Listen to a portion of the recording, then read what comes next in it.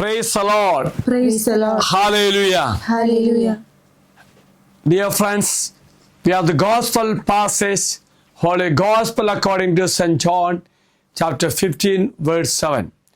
If you abide in me, and my words abide in you, you may ask for whatever you wish, and it will be done for you. We have the reflection of St. John Maria Vianney. We cannot comprehend the power that his pure soul has over God. It is not the soul that does God's will, but God who does the soul's will.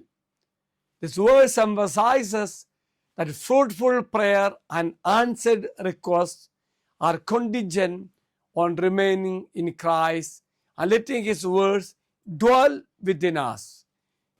Abiding in Christ means having a close, ongoing relationship with Jesus, relying on Him, and allowing His influences to shape your life. His word abide in you refers to the teachings and principles of Jesus' teachings, taking root in your heart and guiding your thoughts, actions, and prayers. Again, dear friends, asking whatever you wish, it promises not a guarantee of any request being granted, but rather a promise that prayers aligned with the God's will and His character will be answered. Bearing fruit means this also emphasizes the importance of bearing fruit, which is demonstration of discipleship and the sign of a life that is truly abiding in Christ. So let us pray.